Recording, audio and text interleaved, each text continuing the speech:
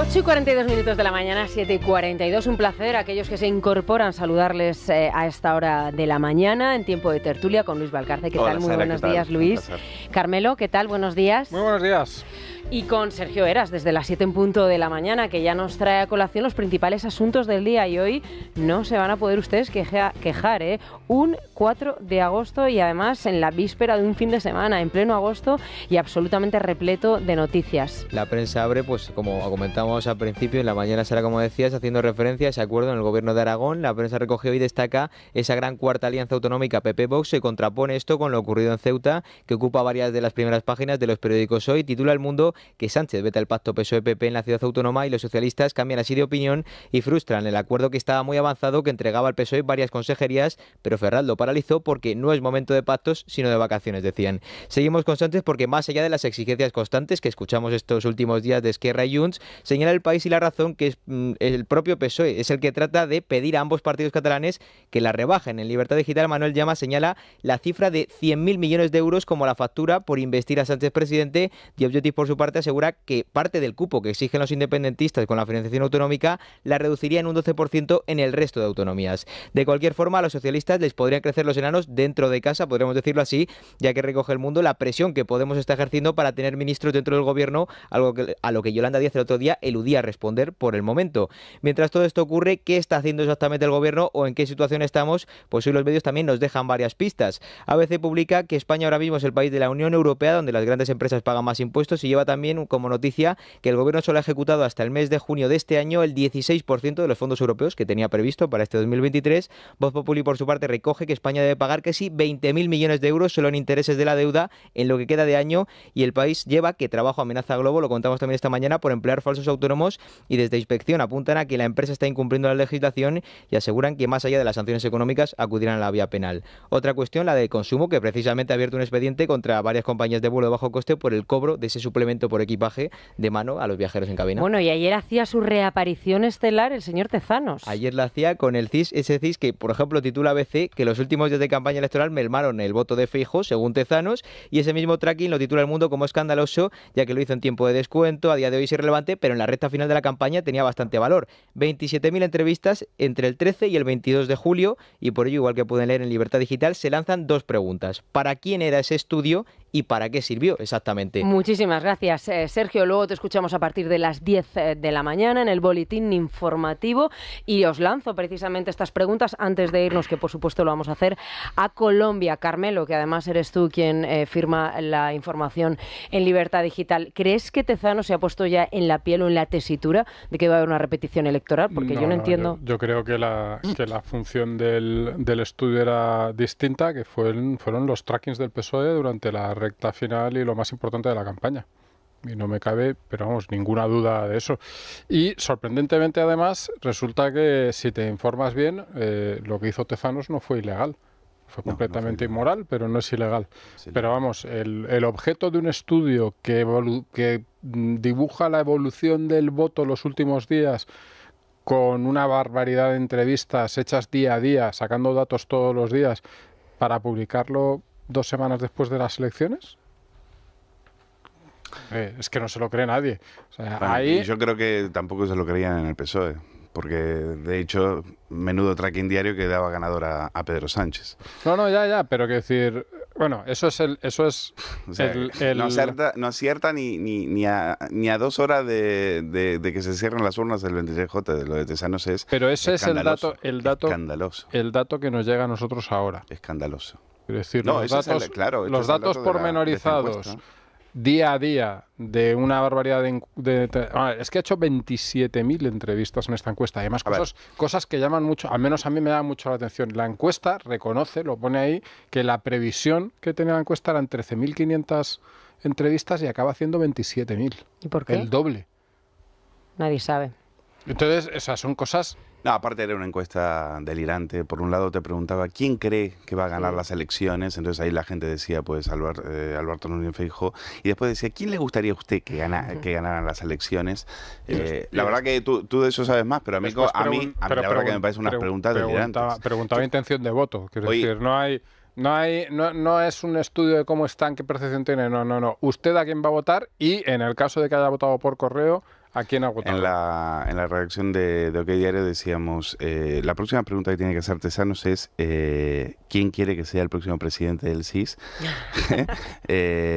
Para acabar con... O, por ejemplo, si estaría de acuerdo con los españoles con que lo cerraran, que es lo que con lo que debería pasar. Creo que no la va a hacer. Es un dispendio de dinero para que, yo te digo, mi intuición es, en Moncloa tenían otros trackings, tenían otros resultados, mucho más cercanos a los resultados que salieron en el 23J y creo que a Tezanos solamente lo tienen para distraer y para crear un estado de opinión en el cual se vea que Pedro Sánchez es imbatible, ¿no? Entonces, que fue militante y sanchista de primera hora, por supuesto, firma es capaz de dibujar cualquier gráfico, cualquier encuesta en la cual Sánchez sea ganador. Miembro de la ejecutiva del partido. No, es decir, no es que fuese militante. No era un socialista que, hombre, es que se fue un día a la sede de Matalascañas y se apuntó. Era miembro de la ejecutiva. A ver, las encuestas tienen... digamos, dos partes. Las dos son, tienen que estar muy relacionadas, pero son distintas. Una de ellas son los datos que se recopilan, ¿no? Y otra es el tratamiento de esos datos. Las dos cosas son importantes. Es decir, si no recopilas bien los datos, no tienes una buena base de encuestados, no haces bien la selección de personas, no puedes tener una muestra significativa. Con 27.000... tienes que ser torpe para no tener una muestra significativa. Pero bueno, es decir, si no la tienes, pues ya los datos no van a estar bien. Y luego es la lectura que tú haces de esos datos, cómo los interpretas, como lo que le llaman la cocina, que está muy desprestigiada, pero que realmente es necesario. Y de hecho, es más, yo diría, es tanto que se habla de lo que ha fallado en casi todas las encuestas, yo creo que buena parte de lo que ha fallado es esa cocina que no ha sabido detectar algunas cosas. Dicho esto, a ver, insisto, 27.000 entrevistas en los 10 últimos días de las elecciones no se hacen para publicar un estudio cuyos resultados no le importan a nadie 10 días después. Porque para eso puede publicar un estudio dentro de 10 días, en caso de repetirse las elecciones, ¿qué tal? Y configurar, digamos, hacer lo que ha venido haciendo hasta ahora, que es tratar de darle forma a la opinión pública en lugar de leerla. Esto fue para dar una información privilegiada a uno de los partidos que los demás a las que los demás no tuvieron acceso, y lo hicieron con nuestro dinero y contratando a agentes. La ley electoral dice que si los partidos que él tiene la obligación de que esos resultados dárselos a los partidos políticos si estos lo solicitan. Si estos lo solicitan. Esa es la clave. Por lo tanto, eso es lo que yo recuerdo aquel tuit de Anagramas días antes del 23J diciendo, me acaban de llamar del CIS. ¿Cómo puede ser que estén encuestando cuando no se pueden publicar encuestas? Lo decía con un cierto aire de escándalo y escandalizada y tenía razón en ese sentido, que cuando el resto de los ciudadanos no podemos saber qué es lo que pasa desde varios días atrás, antes del 23J, porque nos tratan como niños pequeños, ¿no? Bueno, pues descartado entonces la repetición electoral en la cabeza de Tezanos, insisto, y también descartada la repetición electoral en Aragón. Por ahí quiero empezar.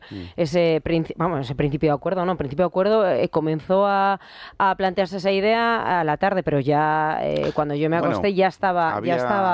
a eso de las 5 de la tarde se empieza a saber que están ultimando el acuerdo, pero no estaba cerrado. No estaba cerrado. Faltaba el OK de Abascal, y en OK Diario dimos en primicia cuando finalmente se cierra y se confirma nos confirman que Vox entra en el gobierno de Aragón con 2 consejerías que son, se sabía que era Agricultura, no se sabía la otra. Sí, porque Agricultura están repitiendo el patrón, si os dais cuenta. Era Agricultura y la otra la otra con cargo de vicepresidencia iba a ser Desarrollo Territorial, que incluye justicia también. Porque es abogado. Incluye justicia, exacto. Por lo tanto, que la va a llevar el líder de Vox en la región. A mí me parece que esto es lo que tendría que haber pasado.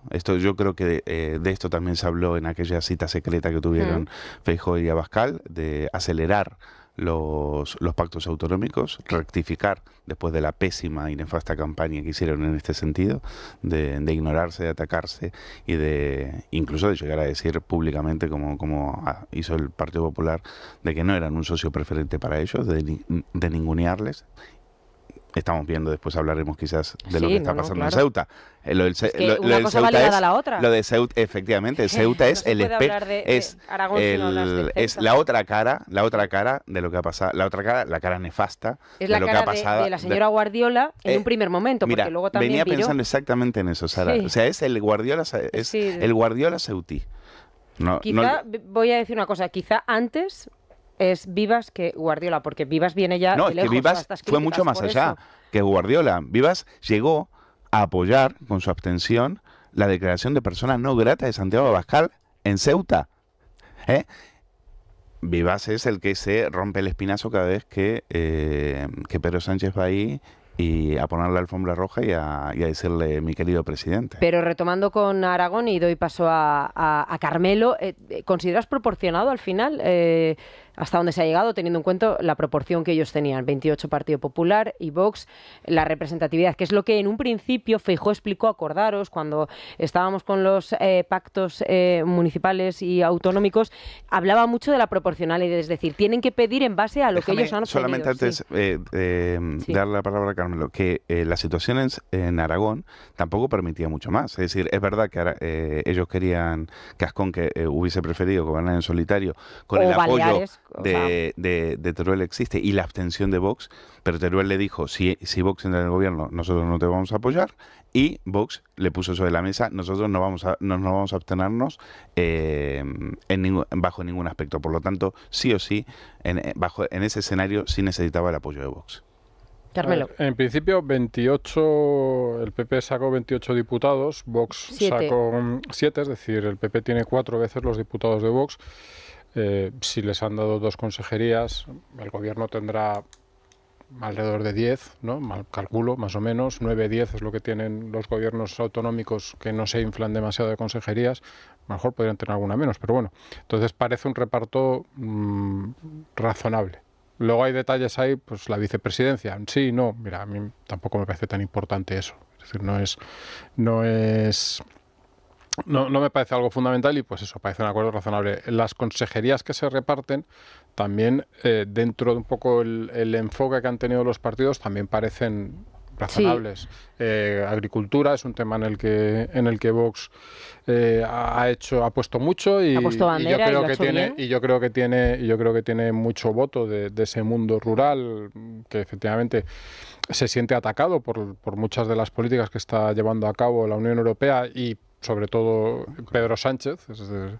Y entonces me parecen tal. Hay una parte que es interesante, que es todo este desarrollo rural, y no sé si se llaman desarrollo rural, despoblación, tal, que me parece interesante, aunque yo siempre, llevo mucho tiempo diciéndolo, que creo que es una batalla que tenemos perdida, y que desde luego se lucha más contra ese problema desde la Consejería de Agricultura que desde una consejería... Ahora mismo acabamos de tener ocasión de hablar con el presidente de Asaja y lo hilábamos. Es que tiene Exacto, todo entonces que ver.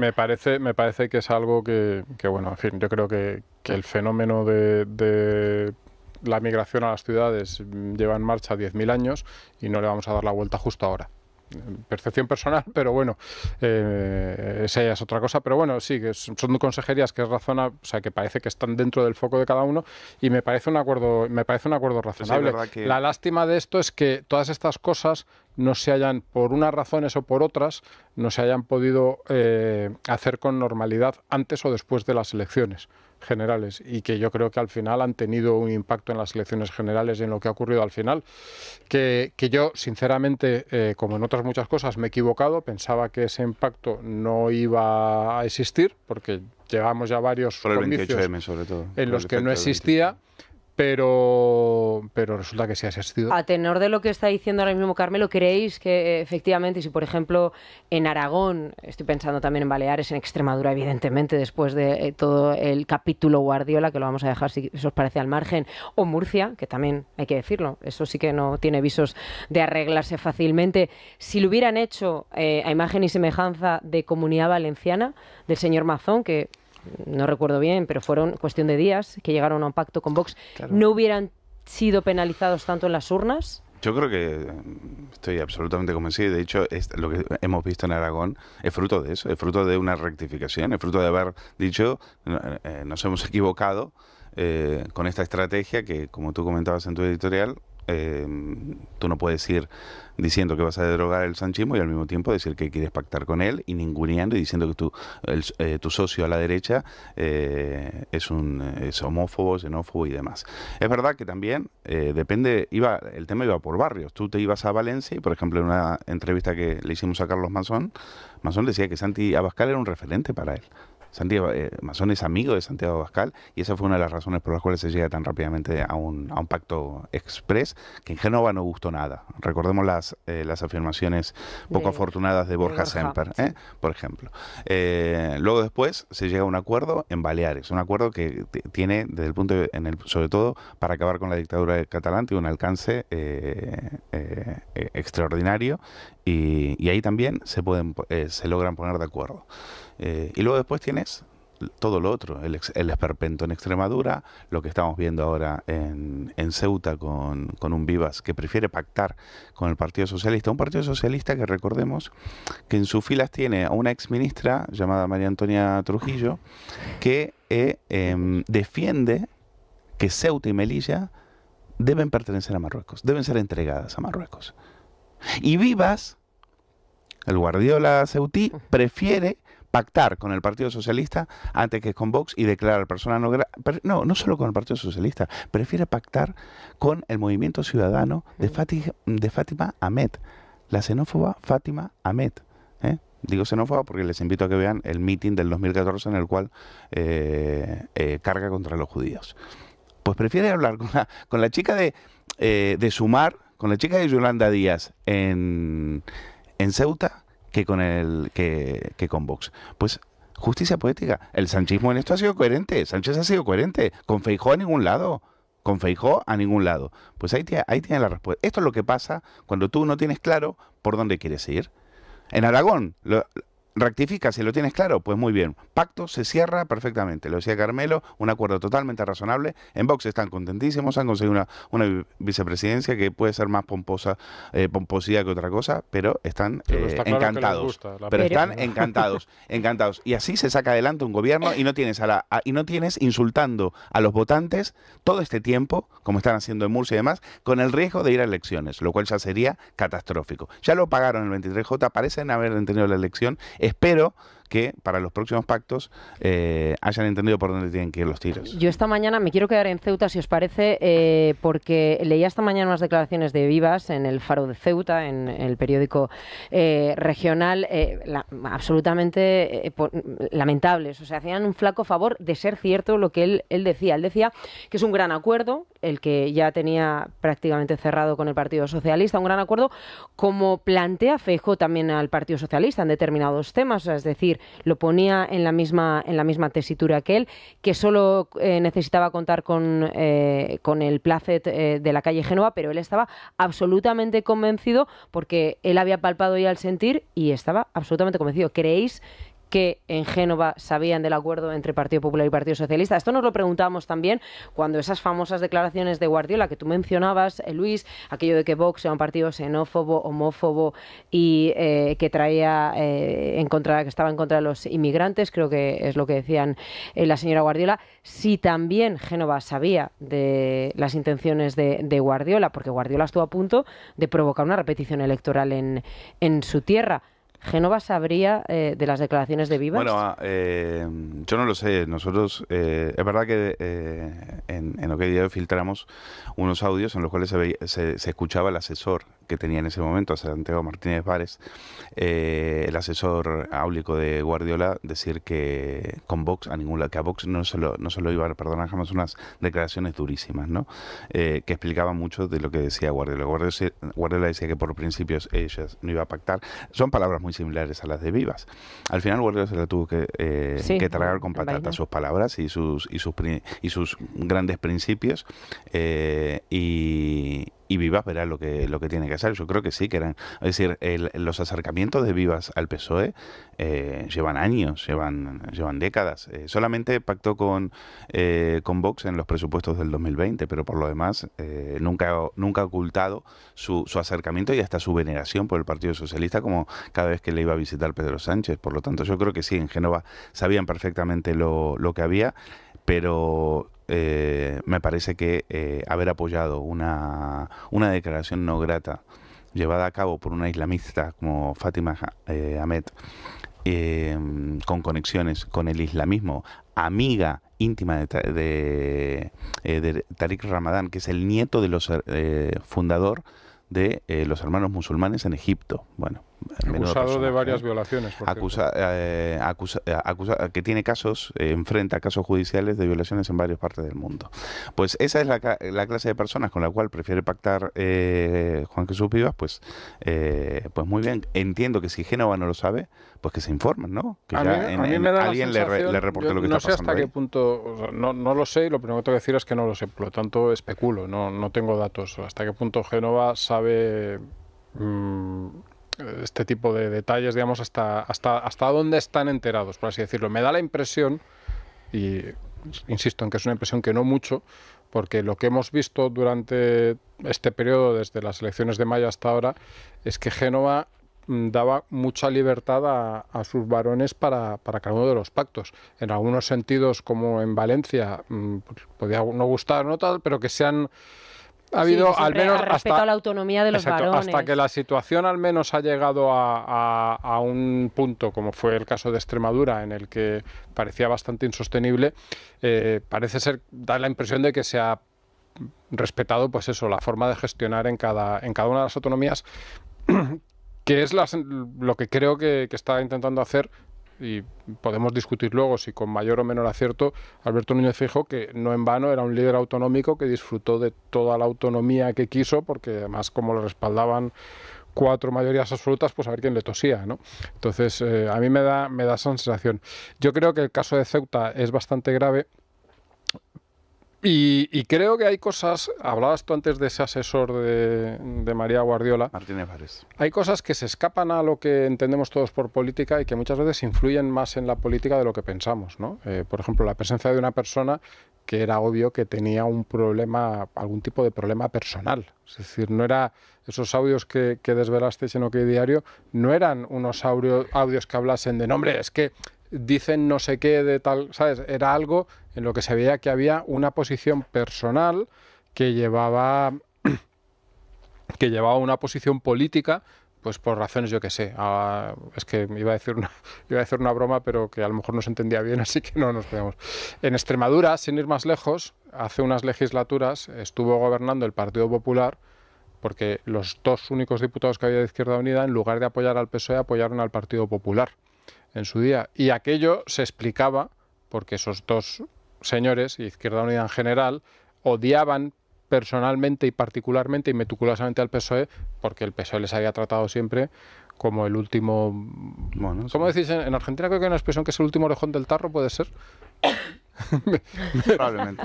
me quiere sonar haberla leído en Mafalda o algo así. Entonces quiero decirte que al final esas cosas, hombre, ¿cómo puede apoyar Izquierda Unida al PP? Pues se explican muchas de esas cosas, y cuanto más pequeño es un territorio o un ámbito del que estemos hablando, tal, suele pasar más. En el caso de Ceuta, por ejemplo, es un territorio muy pequeño. Es decir, entonces, en un ayuntamiento puede pasar. Hemos visto algunos pactos, no es lo normal, entre Vox y el PSOE, pues porque a lo mejor en ese pueblo lo más razonable es que pacten Vox y el PSOE. Entonces, es decir, no quiero separarlo. Me vais a dejar un segundín que diga una cosa, porque hemos hablado antes de Murcia. Yo creo que la situación de Murcia, la situación de Aragón, o sea, en cada comunidad autónoma la situación era distinta, la relación de fuerzas era distinta, y eso debía de llevar o debe llevar acuerdos distintos. En algunos casos, por ejemplo, a mí me parece que el acuerdo que hablamos, el acuerdo de Aragón parece una cosa proporcionada. En su día, el acuerdo de Valencia también me parece una cosa proporcionada. Oye, te hacen falta bastantes diputados para llegar a la mayoría. Tienes que ceder más. Y tienes que ceder más. En Murcia, y con esto no quiero dar ni quitar razón a nadie, la situación es muy distinta. Es decir, en Murcia está solo a 2. El resultado electoral fue muy contundente para el PP, y entonces el acuerdo también debería ser distinto. Por favor, que lleguen a un acuerdo, pero que todos asuman que ese acuerdo no puede ser el mismo que en Valencia, no puede ser el mismo que en Aragón, puede a lo mejor parecerse más al de Baleares, porque en cada comunidad autónoma pues eso, la relación de fuerzas conlleva una cosa u otra. Lleguen al acuerdo que tengan que llegar, Claro. pero que lleguen a un acuerdo y que dejen de insultar a sus votantes, porque al fin de cuentas que la derecha, en Murcia, donde la derecha es una pisonadora, donde no hay donde no hay color, es decir, y hay dos fuerzas que no se ponen de acuerdo y que pueden ir a repetición electoral. Por favor, eso sería que aprendan de las cosas bien que hace la izquierda, que hace bastantes cosas bien para nuestra desgracia. Y una de ellas es que negocian... Mira Navarra. Exacto, negocian y hay normalmente muy poco escándalo alrededor de la negociación y no salen en los medios a decirse unos a otros, uy, es que no sé qué, es que no sé cuántos, y cuando nos queremos enterar, resulta que tienen un acuerdo. Oye, pero no se llevan muy mal estos, pues mira, ya tienen un acuerdo. Entonces, por favor, las negociaciones, y en eso tiene razón y me duele dársela, pero cuando la tiene el señor Félix Bolaños, se tienen que hacer discretamente, tranquilamente y digamos, y con un poco más de cabeza. No se negocia en los medios, se negocia en salas preferiblemente cerradas y en las que hayas mirado antes que no hay micrófonos. No, que es lo que hicieron Feijóo y Abascal y se les reprochó desde el mismo Partido Socialista. No fue el señor Bolaños, pero fue la señora María Jesús Montero. O sea, porque los socialistas son unos campeones de la cara dura del mundo que pueden por la mañana jugar al mus y por la tarde decirte cómo que estás jugando al mus. Se llama cambio de opinión. No, se le llama tener el rostro de un material infinitamente más duro que el acero. Ironizaba, pero a veces en la radio no se entiende demasiado bien, así que no voy a jugar yo con fuego. Vamos a hacer una breve pausa. Sí recibió altas sumas de dinero de parte del señor Samuel Santander López Sierra, conocido como el Hombre Malboro, del señor Gabriel Ilzaca Acosta, hijo del reconocido Alfonso el Turco Ilzalca, del señor Óscar Camacho, en calidad de empresario poderoso de la ciudad de Cúcuta. Bueno, todos esos nombres que está revelando el fiscal de ese caso de Nicolás Petro, del hijo del presidente Gustavo Petro, aparecen todos ellos, todas esas personas que estuvieran relacionadas y que están vinculadas ahora mismo con Nicolás Petro en el periódico Semana, que mencionabas anteriormente fuera de micro, Luis y yo. En Semana estamos encontrando absolutamente toda la información y ese caso que ha llegado justo en el año en el que se celebra la llegada de Gustavo Petro al poder en Colombia. Luis. Sí, cumple un año y sus índices de popularidad, por supuesto, están por los suelos porque el país le ha llevado poco tiempo. O sea, construir un país lleva muchos años, destruirlo muy poquito. Y esta es la prueba de lo que Petro está haciendo en Colombia. Ha sido su hijo quien ha tirado de la manta, que esto es importante. No, ha sido su exmujer. Su exmujer al principio, pero luego Nicolás... Ha sido la exmujer de Nicolás, de su hijo, la que revela a la Semana, y dice que el hijo de Petro recibió 140.000, si no me equivoco, 140.000 euros de dinero de los narcos, pero que en lugar de darlo a la campaña, se lo quedó él. En lugar de darlo a la campaña de su padre, se lo quedó él. Eso es lo que dice esta mujer. Por lo tanto, y en Colombia hay un fiscal, porque esto también es muy interesante, es decir, se pasa, como lo ha habido en Argentina y demás, o sea, democracias tercermundistas donde sí hay fiscales, como lo ha habido en Perú, cuando hay una fiscal muy valiente que fue la que mandó a la cárcel al golpista Castillo, como ha habido en Argentina, cuando hay un fiscal también muy valiente que es el que condenó por corrupción a Cristina Kirchner. Y aquí hay un fiscal, como ha habido en Brasil, un juez como el juez Moro, que es el que mandó a prisión a Lula por corrupción en el caso Lava Jato. Y aquí también hay un fiscal que le planta cara nada más y nada menos que al presidente de gobierno y hace testificar a su hijo, y su hijo confiesa que recibió dinero de los narcos, lo cual en Colombia lo sabía todo el mundo, porque incluso el propio equipo de gobierno de Petro recorrió las cárceles pidiendo el apoyo de los narcos. Hay reuniones si mal no recuerdo, del hermano de Petro con importantes cabecillas del narco en las cárceles de Colombia pidiendo apoyo y financiación de la campaña. Es más, el cártel más poderoso de Brasil, que apoyaba a Lula, también pidió el voto para Petro. las relaciones con los grupos narcoterroristas del chavismo son sabidas y conocidas por todos, ¿no? Entonces no nos debe sorprender. Lo que pasa es que aquí tenemos otro caso muy similar, fíjate, porque en esto hasta se copian entre ellos al caso de los sobrinos de Maduro, a los narcos sobrinos de Maduro, a los que cazaron en Haití con un avión cargado de droga, ¿no? Es decir, que el chavismo, que la izquierda comunista se financia con el dinero de la droga es algo que ya queda más que probado. Y aquí hubo un tal Hugo Pollo Carvajal al cual acaban de extraditar, como contamos, como contó Teresa Gómez en OK Diario en exclusiva, con absoluta nocturnidad. A las 10 de la noche lo sacaron de la cárcel y lo mandaron a Estados Unidos para que no hable, porque precisamente Carvajal es la caja negra del chavismo que sabe de dónde ha salido el dinero para Podemos, para el Movimiento 5 Estrellas y para todos los partidos chavistas, todas las filiales chavistas que hay alrededor del mundo. Yo estoy esperando, por ejemplo, que todas las grandes organizaciones internacionales que velan por la democracia en el mundo salgan ahora a pedir la dimisión de Petro. O en España, acordaros cuando vino, no hace mucho. Espero que esperes en una postura confortable, porque igual se te va a hacer largo el tema. Cuando vino a España al Congreso y fue recibido aquí con absoluta pleitesía por todos, y cuando criticó e insultó a nuestro país, hablando del yugo español, seguro que lo recordáis porque fue reciente. Y lo ha hecho en repetidas ocasiones. A mí me gustaría recordar que no es la primera vez que alguien declara que había dinero del narco en la campaña. En esta ocasión ha sido ante el juez, si no me equivoco, es decir, algo ya muy oficial, pero hubo ya unos audios que desveló el periódico Semana en Colombia de un asesor muy importante de la campaña que esperaba de hecho un ministerio y que era embajador en Venezuela y en el que contaba cómo había conseguido... Exacto, cómo había conseguido dinero ilegal para la campaña y tal. Es decir, está muy claro que la campaña de Petro...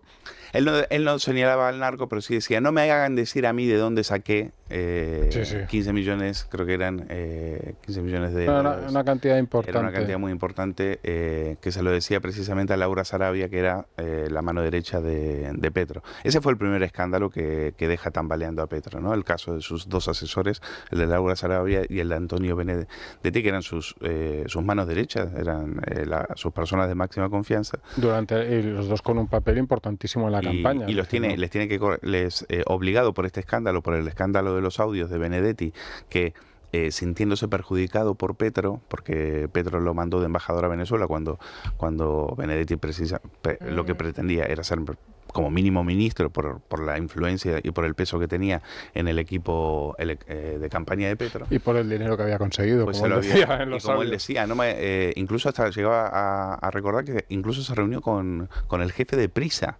Decía, hasta me he llegado a reunir con el jefe del grupo Prisa para conseguir dinero. Pues eso era lo que revelaban esas cintas.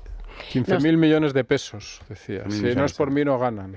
Decían en y tenían un titular, me acuerdo, un titular maravilloso, algo así, como si nos tenemos que joder todos, nos jodemos, hijo de puta, una cosa así, era tremendo. Era tremendo. Bueno, tenemos ahora que hacer una brevísima pausa, pero antes vamos a mandar el Colacel a nuestro admirado y querido Fran Cuesta. Le deseamos desde aquí, desde estos micrófonos, una pronta recuperación, que ha sufrido una mordedura de víbora. Colacel para él. Lucía Prieto, buenos días. ¿Qué tal? Muy buenos días. La piel es el espejo de nuestra salud, su rápido envejecimiento, el descolgamiento, la sequedad nos está indicando una falta de nutrientes, de colágeno, que no solo se manifiesta en la piel, es decir, en lo que vemos, sino en todo el organismo, en el interior. Y es que es una gran chivata, la piel que solemos vestir. Y solo desde dentro podemos reforzar, revitalizar nuestro cuerpo para que lo note de forma íntegra. La mejor manera de hacerlo es Colacel Antiox de Mundo Natural. Nos aporta colágeno hidrolizado puro de alta absorción, antioxidantes como el resveratrol, el extracto de granada y sobre todo la vitamina C, que contribuye a la formación de colágeno para que nuestra piel lo note. Es tan potente que una sola toma diaria equivale a 3 envases de otro producto.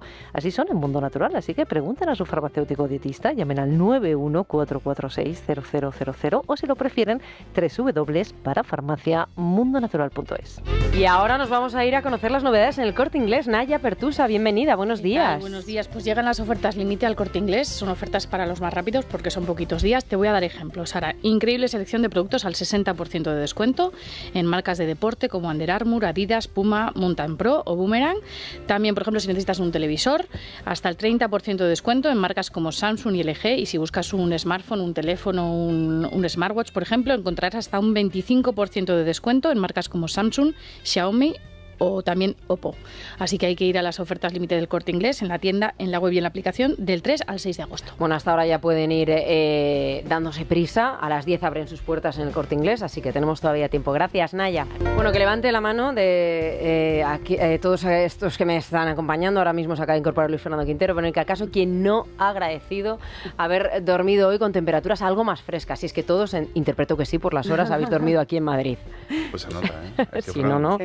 Yo que he salido a las 3 de la mañana de mi casa se notaba muchísimo respecto a los días anteriores. Es que ya a las 11 de la noche se notaba.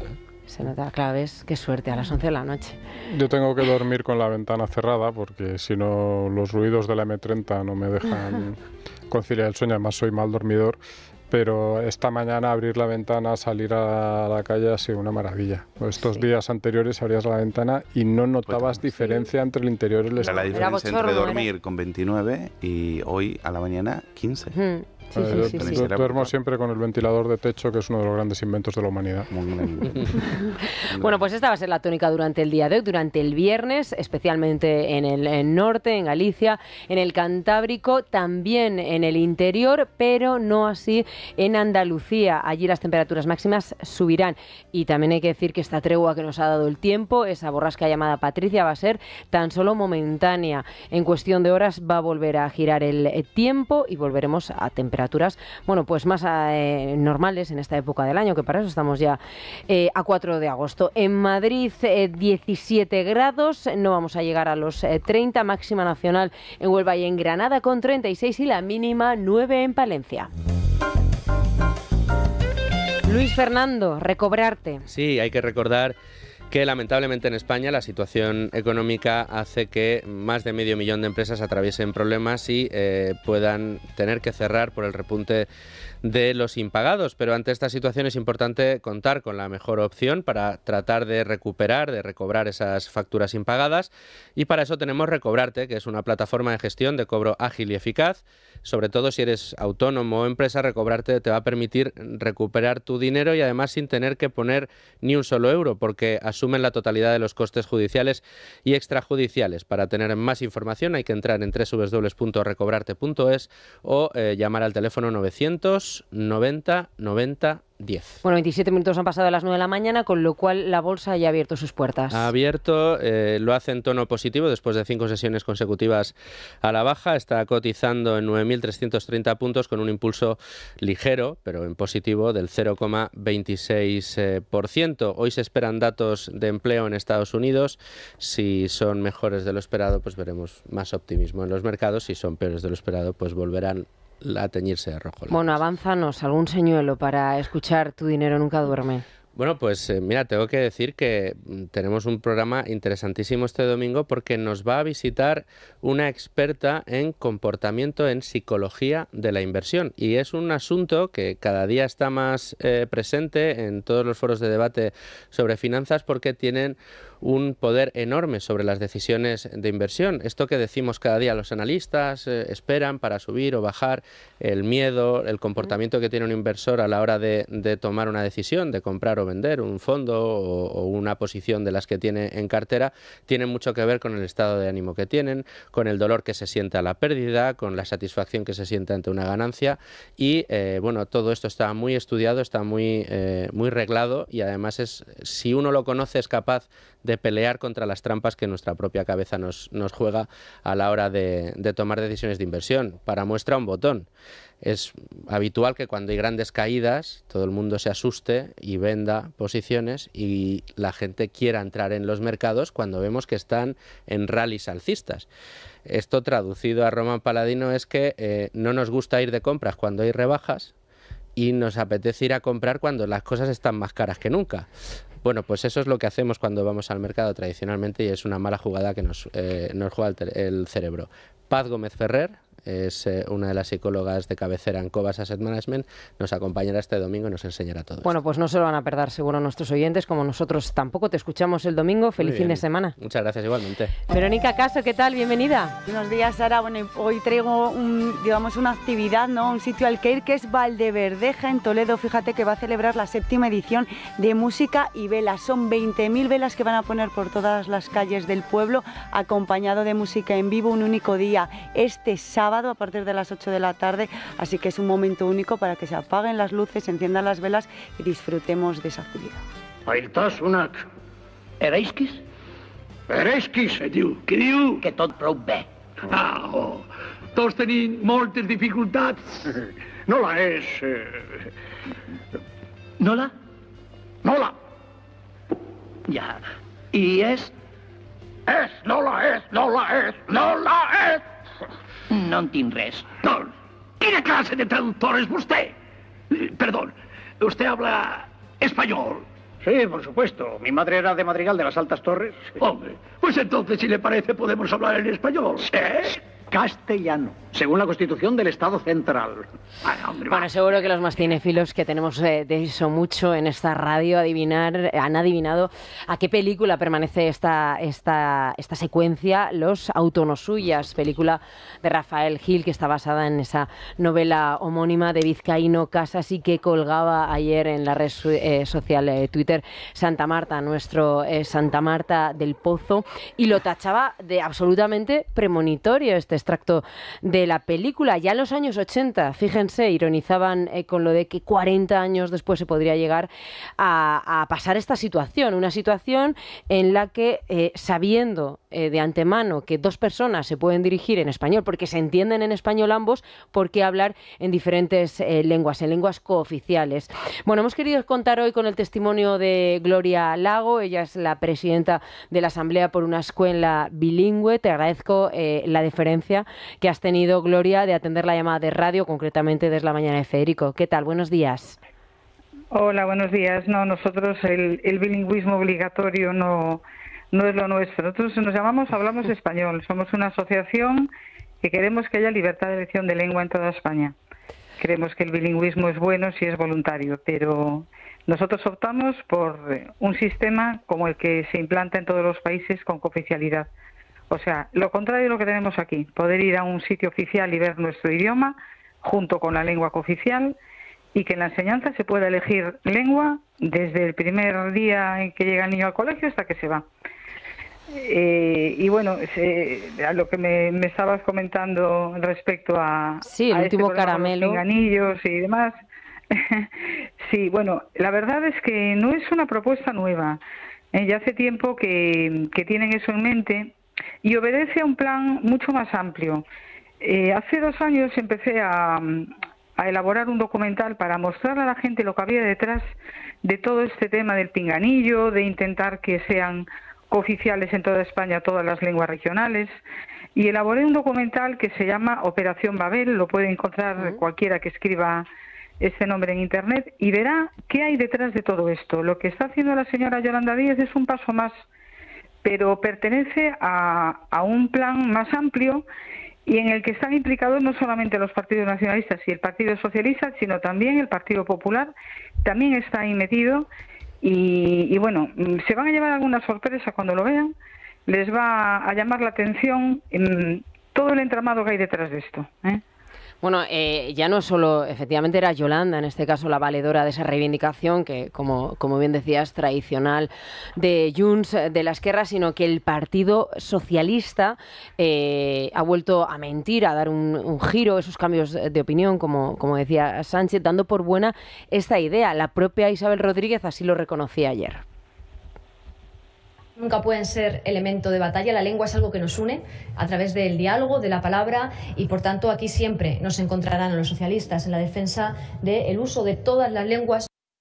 Bueno, esto implica muchas cosas, entre ello cambiar el reglamento actual de la Cámara, del Congreso de los Diputados. Hay que recordar que el mismo Partido Socialista ya en junio del año pasado votó en contra de implantar las lenguas cooficiales en el Congreso, porque ya se hace en el Senado, que a fin de cuentas es una Cámara territorial. Legislar para el bien común es otro de los mantras acuñados también por este Gobierno, cuando impide que en una parte de España siga sin poderse hablar español, o apoyando a partidos que llevan a cabo actos violentos contra estudiantes por el mero hecho de hablar en el idioma común. Ustedes acaban de llevar a los tribunales varios decretos que prohíben, de hecho, que se pueda hablar castellano, español en colegios de Cataluña y en Galicia. Sí, bueno, más que hablar, de lo que se trata es de recibir la enseñanza en este idioma, y los casos que llevamos nosotros de Galicia y Cataluña eran casos referentes a las comunicaciones. Algo tan sencillo como poder recibir el boletín de notas de tu hijo en español o verlo en los rótulos de un colegio. Normalmente, cuando pedimos esto, en las Islas Baleares, en la Comunidad Valenciana, en otras comunidades autónomas, lo solemos conseguir. Nos cuesta bastante tiempo y trabajo, pero lo conseguimos. Pero en Cataluña y Galicia se resisten y les toman el pelo a los padres, hasta el punto de que en estas otras comunidades autónomas hemos tenido que llegar a los tribunales para exigirlo. Están estos casos en el Tribunal Superior de Justicia de Cataluña y en el de Galicia. Y sí ganamos hace poquito otro caso importante en Cataluña, referente al pequeñito 25% de español, que es el colmo, tener que pedir estas limosnitas.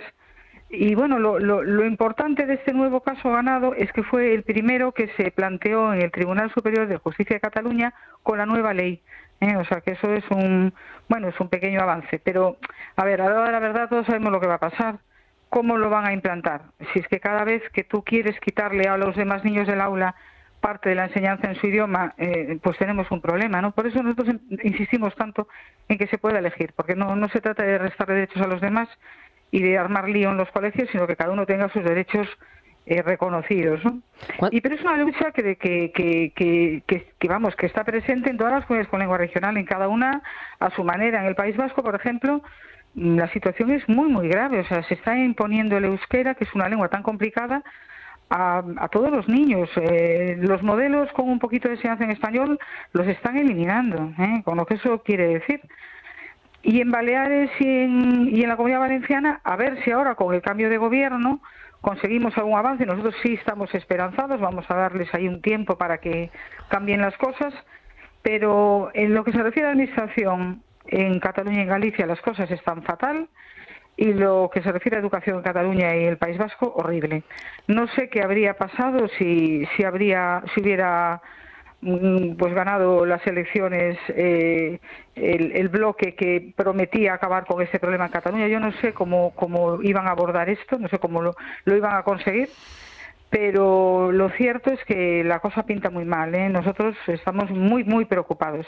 Y claro, cuando ves que la gente se lleva las manos a la cabeza por estas propuestas de Yolanda Díaz, dices, pues mira, está bien para poner este problema en el foco de atención, porque es muy llamativo, ¿no?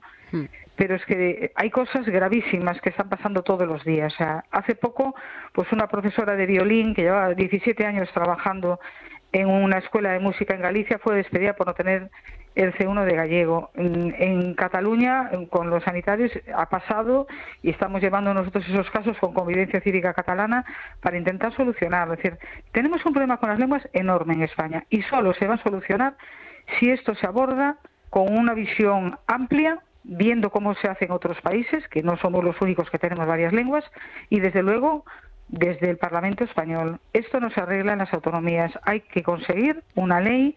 Nosotros propusimos una hace 2 años, que fue respaldada por muchísimas firmas certificadas, y es algo que si se pone uno a hacerlo, es decir, si realmente hay voluntad, se puede arreglar. Pero por desgracia, pues personas como Yolanda Díaz, que están proponiendo estas ocurrencias, pues parece que les importa muy poco que haya niños que no pueden estudiar en su idioma, o que un ciudadano tenga que estar limosneando que le den un documento en español. Es que es de una hipocresía y de una caradura tan grande que es que, vamos, uno se lleva las manos a la cabeza. ¿Cómo puede esta señora reclamar esto? Que aparte es un disparate, porque se trata de difuminar el valor del español como lengua común. Tenemos una lengua que sirve para entendernos todos. ¿Por qué vamos a prescindir de eso? Y una persona que está planteando estas cosas después pasa por alto o aplaude que haya inmersión obligatoria en la enseñanza, que el español esté completamente excluido de la cultura, que esté excluido de la rotulación, de los nombres de las calles, de los topónimos. ¿Usted sabe la que nos montaron en Galicia hace solamente un mes por poner unas vallas dándoles visibilidad a nuestros nombres de lugares en español? Nombres tradicionales como La Coruña, como Orense, como Sanjenjo. Bueno, pues tuvimos que aguantar una campaña de acoso brutal. La prensa gallega se puso del lado de los que nos vandalizaban nuestras vallas, que es una campaña que vamos a llevar a cabo en toda España, simplemente por reclamar que una palabra como La Coruña o Sanjenjo, que es una palabra antigua, aunque la gente piense que es una traducción del gallego, no, son palabras que tienen una documentación en cartografía, en montones de documentos.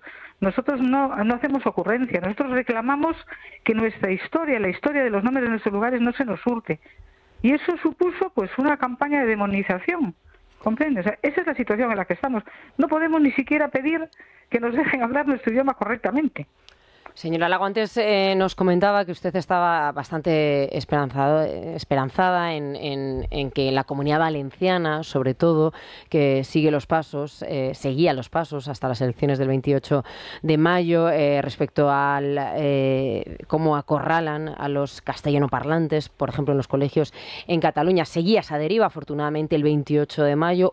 Ahí sí que hubo cambio de gobierno y, de momento, decía usted que es bastante optimista. No sé si ustedes ya han hablado con alguien de la administración, del gobierno de Partido Popular y de Vox para saber cuáles son las intenciones para que reviertan la situación que se vivía hasta ese 28M.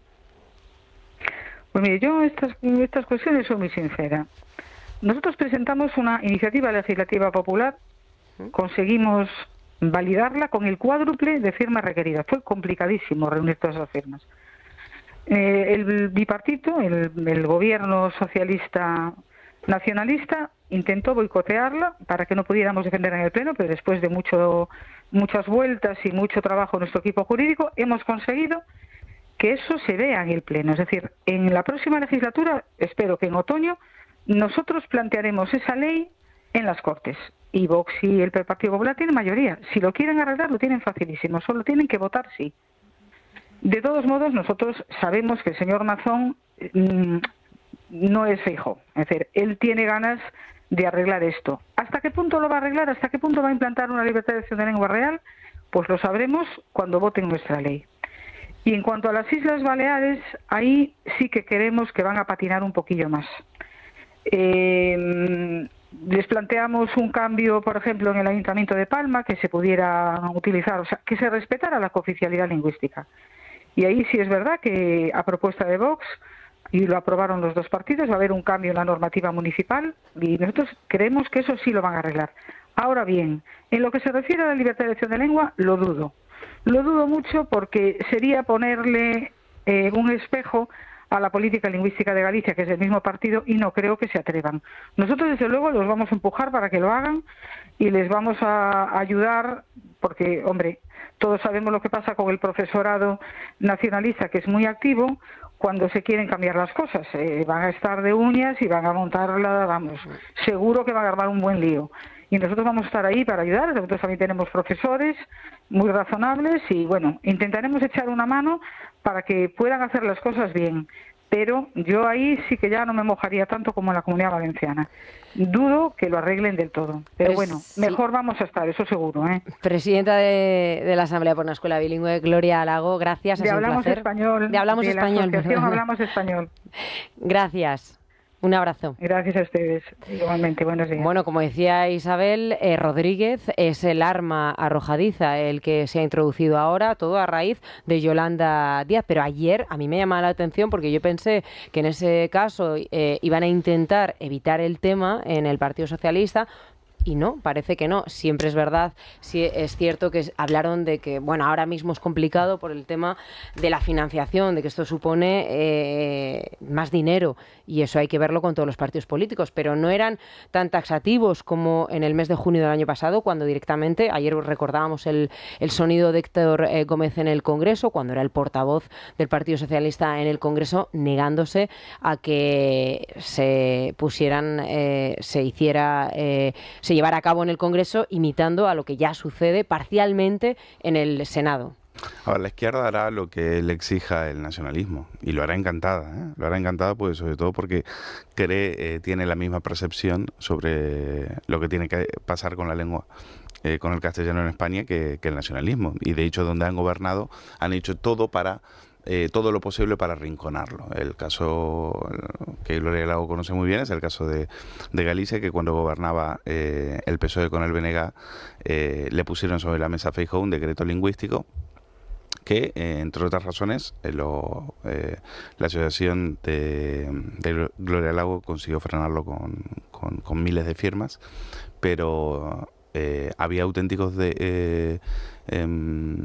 había personajes en el gobierno que decían que las muñecas en Galicia, cuando le apretaras la barriguita, tenían que falar en galego. Y eso lo defendía la izquierda con el apoyo, por supuesto, del independentismo gallego. Gloria Lago y otras asociaciones se juegan el tipo en Cataluña, en Galicia, en Valencia y tal, cuando ponen una mesa con...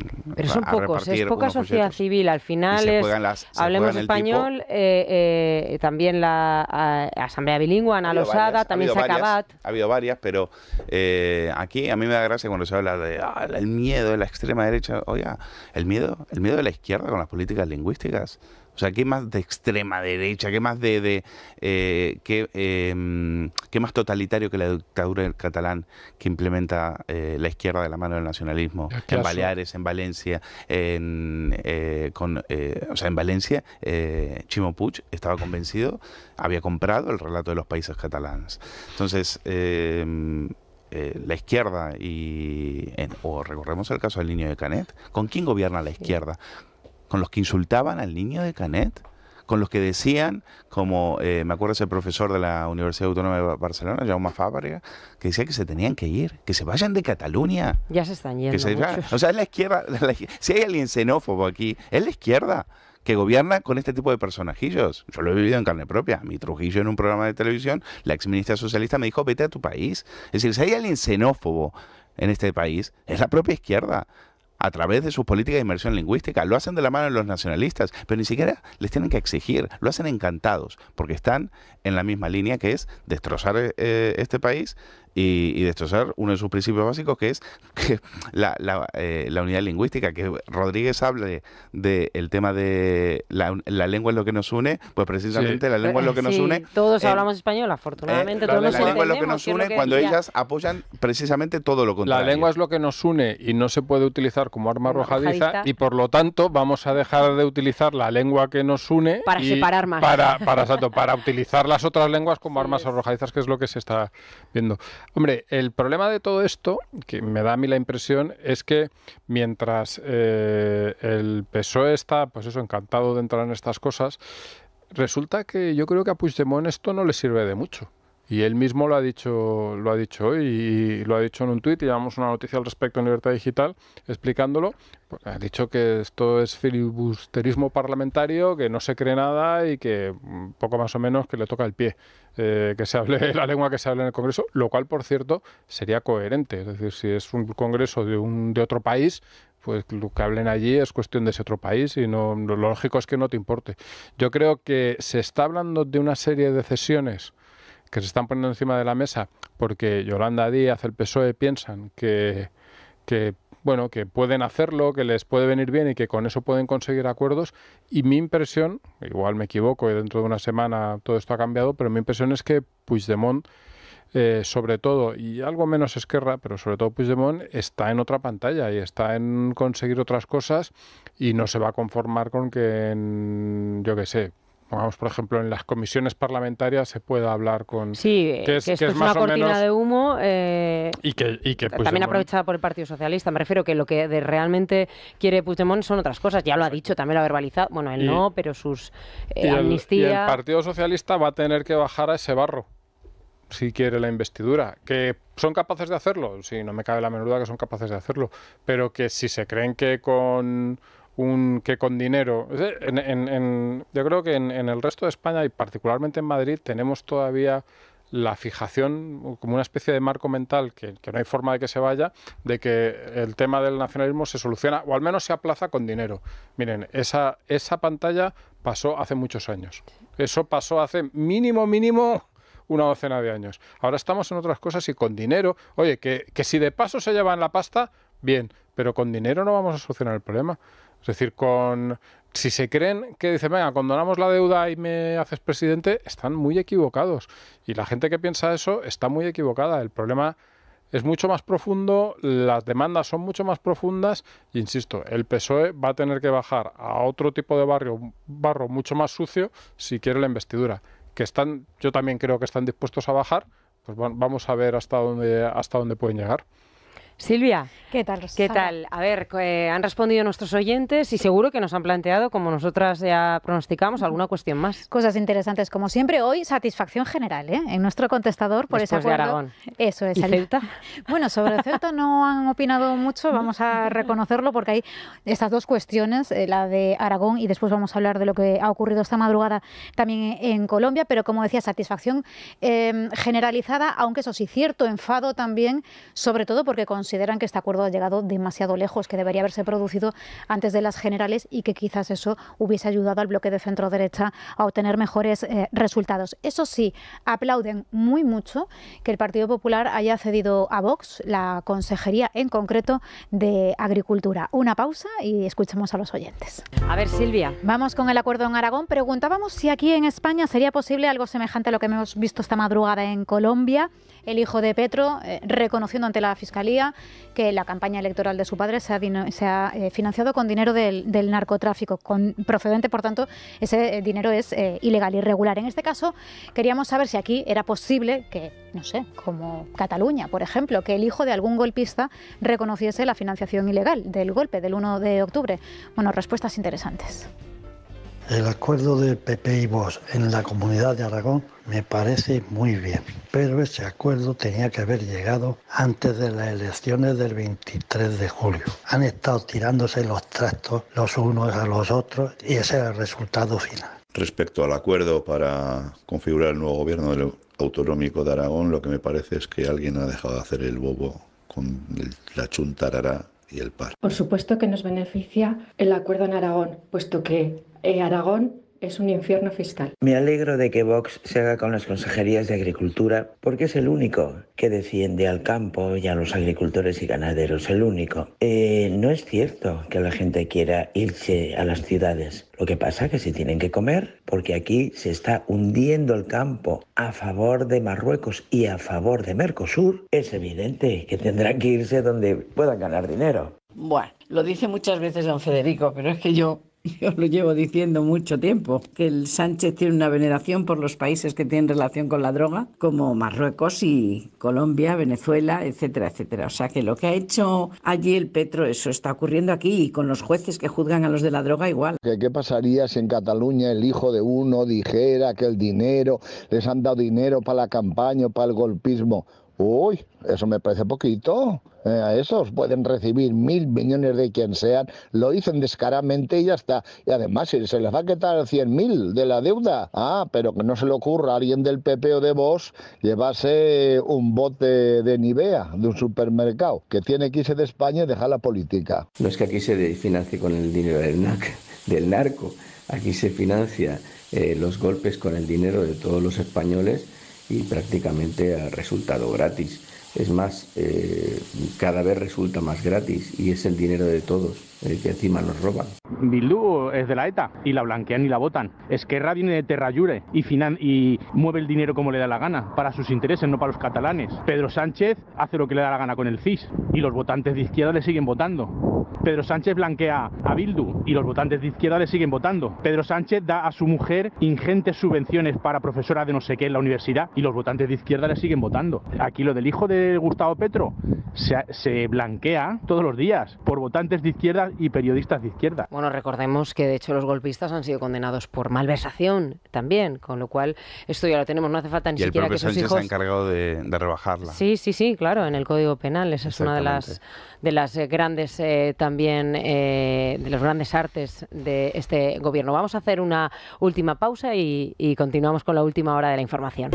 Bueno, la última hora, Sergio Eras. Pues empezamos con lo de Níger, básicamente. Contábamos ayer que habían pedido salir de Níger los pocos que lo habían hecho, en una veintena más o menos, que habían llegado ya al aeropuerto en París con la colaboración de Francia. La noticia hoy es que el avión del Ejército del Aire Español, lo que nos contaban ayer, que estaba a la espera, ya ha aterrizado en la capital del país, en Niamey, y desde Defensa nos han confirmado que tienen la misión de traer al resto de ciudadanos españoles, que da más o menos 50. Medio centenar. Eso es, la cuestión es que nos han dicho que no todos pueden haber pedido salir, eso no lo han dicho porque no todos lo hicieron en el caso del avión de Francia, y ahora hay que ver cuántas personas han pedido salir del país africano, y así que habrá que estar muy atento a las próximas horas. Cambiando ahora a otra cuestión. Hoy es viernes, en pleno agosto, y aunque no es día oficialmente fijado por la DGT como operación salida, sin embargo es el primer mes el primer viernes de este mes, y se prevén muchos movimientos. Esto ocurre justo cuando los carburantes están en pleno repunte por cuarta semana consecutiva. La gasolina es ahora un 3% más barata, hay que decir, pero tiene trampa. El año pasado estaba el descuento de los 20 céntimos. Nuestra compañera Ana Marín se ha pasado por varias estaciones de servicio para preguntar si esto se nota entre los clientes y también entre los trabajadores. Ana, buenos días. Buenos días, ¿qué tal? Nos hemos acercado a una estación de servicio para preguntar tanto a trabajadores como a conductores si han tenido que modificar sus planes a la hora de echar gasolina después de una nueva subida en plena época de vacaciones. El diésel y la gasolina no dan tregua durante este mes de agosto y hay divisiones de opiniones entre los conductores. La gente reposta lo mismo, realmente, porque necesita moverse con el coche, ya sea para el trabajo o ya sea para irse de vacaciones. Ahora que estamos con las quincenas y esto... Pero sí, yo creo que ha subido un poquito, un pelín. No está en los precios que estaba cuando estuvo hace unos meses, pero sí que ha subido un pelín. Ahora con el veranito, yo creo. No me he enterado. Vacaciones son vacaciones y no vas a dejar de vacaciones porque haya subido... Bueno, son 10 céntimos más lo que te están metiendo en las últimas 2-3 semanas, me parece. Pero bueno, es lo que hay, ¿no? Hay que coger el coche, supongo. Yo tengo que trabajar 30 kilómetros y pago una pasta todos los meses, 300 euros en gasolina. Tenían que bajarla porque es que es imposible ya mantenerlo. Que te tenías que aguantar, o lo tomas o lo tomas. Yo la pregunta que hago ¿es que sube la gasolina o es que suben los impuestos? A ver si es que el combustible no sube y lo que sube son los impuestos. Además, algunos de los que hemos preguntado han aprovechado para referirse a las ayudas del Gobierno con los carburantes que finalizaron el pasado 31 de diciembre. También hay división sobre si debería devolver o no en momentos puntuales. En cualquier caso, se prevé que el precio suba algo más a lo largo de este mes de agosto antes de estabilizarse. Pues muchísimas gracias, Sergio. Gracias. Feliz fin de semana. A vosotros también. Carmelo, no sé si también alguna escapadita, puesto que siempre estás viajando, siempre estás trabajando, pero la semana que viene aquí. Sí, el lunes aquí como un reloj y este fin de semana a ver si podemos disfrutar un poco del fresco. Sí, bueno, no mucho me temo, bueno, depende de dónde estés, pero creo que vuelven las temperaturas de 40 grados. Luis, gracias por acompañarnos como cada semana. Y Jessica Sánchez, ya lo saben que esto no acaba aquí, que vamos a estar con ustedes hasta las 12 del mediodía y para ello tenemos a Jessica. A ver, avánzanos. Bueno, pues ahora, pildorita. Buenos días, arrancamos la crónica rosa, lo hacemos además hoy, estamos que lo tiramos porque tenemos en puntos calientes, que se suele decir informativamente hablando, está Paloma Barrientos en Palma, donde ayer tuvo lugar la esperada recepción, y yo diría que inesperada aparición, porque estaba doña Sofía, que es algo que no estaba confirmado, que no aparecía en la agenda de Casa Real. A ver si Paloma nos cuenta por qué se produce ese inesperado vuelo de doña Sofía a Palma. Yo creo, intuyo y me atrevo ahí a tirarme a la piscina. Se celebra este año el 50 aniversario del veraneo de la familia real en Mallorca y yo creo que ella ha podido forzar un poquito su presencia. Es como, mira, me da igual que estéis de acuerdo o no, yo quiero estar en Palma, es lo que toca y así lo habría hecho.